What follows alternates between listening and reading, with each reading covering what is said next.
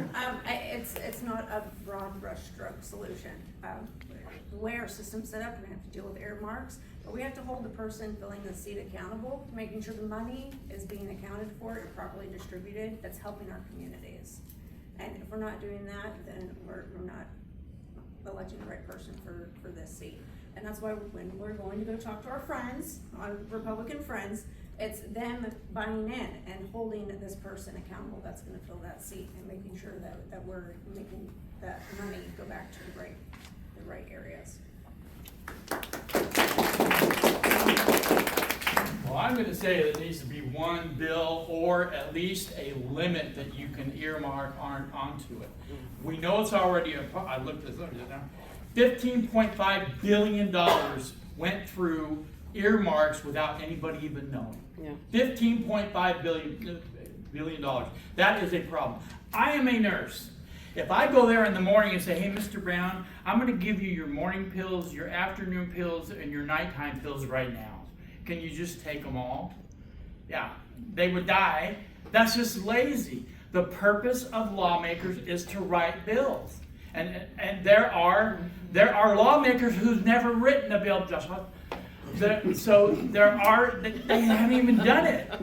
That is our job. We need to take more time to write those bills so they're understandable to everybody. Look at all the whole thing with the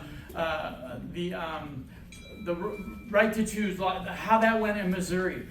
Oh, it was just incredible that there was that much problem with that. So one bill, add a few things to it.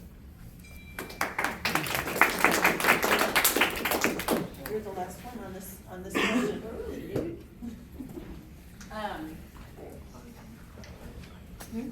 The question was, how do I feel about earmarks on bills?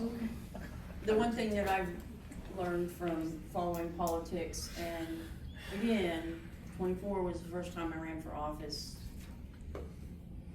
but I've got 63 years into this, several decades, which I didn't learn anything because I was too young. But the one thing that I would say about earmarks is that there are times and places for them, and I think a smarter avenue would be to make sure that you can tie that earmark into the bill that's being processed. And I'll just make something up off the top of my head. Guy needs to build a bridge. No, let's change that. Guy needs, wants more money for ice. Guy needs a bridge. Guy over here in Arizona needs a bridge. Trying to make it funny. He adds it to that ice bill, and the only way they can get it passed is with his vote. The two don't marry up. So I think earmarks are important, but I think when you process to where they have to be tied into the bill that's written. And the reason that I think this, one of the reasons I think this, there's so many issues that Congress, U.S. Congress and Missouri legislators have to pass in a short distance of time. Now, yes, Congress has a little bit more time unless Mark Johnson calls for, going home. But in Missouri, it's January to mid-May that they're passing laws. So they have to cram stuff in. But state or government, either way, I really feel like if you're gonna add an earmark to a bill, it needs to tie into the bill that's being written. But we've gotta get issues passed. But they should all collate together. It shouldn't be a bridge versus money for ice. And I'm just using those two as just to show the difference, because I've seen it happen.